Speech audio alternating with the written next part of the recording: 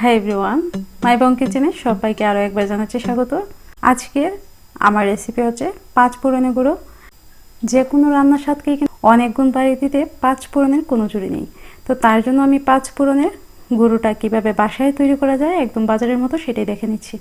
প্রথমে কড়াইয়ে আমি দুটো শুকনো মরিচ, দুটো তেজপাতা আর দিয়ে দিচ্ছি এখানে 1 টেবিল চামচ পরিমাণ কালো জিরে, হাফ টেবিল চামচ পরিমাণ মেথি পরিমাণটা একটু কম দিতে হবে। আর দিয়ে দিচ্ছি 1 টেবিল চামচ পরিমাণ জিরে এবং 1.5 টেবিল চামচ পরিমাণ মৌরি।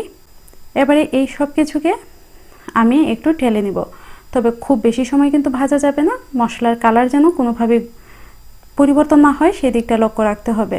আর মশলাটাকে তো অবশ্যই ফুঁড়ে ফেলা যাবে না। তো মশলাটা আমার ভাজা হয়ে যাওয়ার পরে আমি এবার এটাকে নামিয়ে ঠান্ডা করে নিব। আর বন্ধুরা, আপনারা দেখতেই পাচ্ছেন আমি আপনাদেরকে তেজপাতাটা একটু ভেঙে দেখিয়ে দিচ্ছি। কত সুন্দর একটা সাউন্ড পেয়েছেন আপনারা। অর্থাৎ তেজপাতাটা খুব সুন্দরভাবে ভাজা হয়ে গেছে। সবগুলো মশলাই কিন্তু খুব সুন্দরভাবে ভাজা হয়ে গিয়েছে। এখন এই মশলাটাকে রেখে দিতে হবে ঠান্ডা হওয়ার জন্য। এভাবে করে যদি আপনারা বাসায় পাঁচ ফোড়ন তৈরি করেন তাহলে বাজার থেকে কেনার কোনোই প্রয়োজন পড়বে না।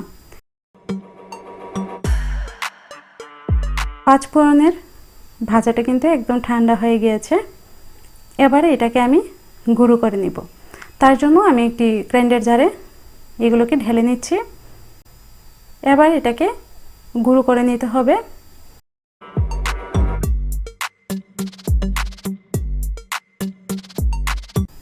তো বন্ধুরা, আমি এখন এটাকে গুঁড়ো করে নিয়েছি, আপনারা দেখতেই পেয়েছেন।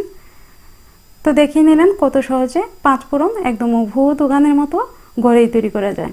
ভিডিওটি ভালো লাগলে একটি লাইক দিতে ভুলবেন না, আর চ্যানেলটিকে সাবস্ক্রাইব করে পাশে থাকার অনুরোধ করছি। আর কমেন্ট করে আপনাদের মূল্যবান মতামত অবশ্যই জানাবেন কেমন লেগেছে আপনাদের এই পাঁচ ফোড়ন গুঁড়োর রেসিপিটি। সবাই খুব ভালো থাকবেন, সুস্থ থাকবেন। ধন্যবাদ।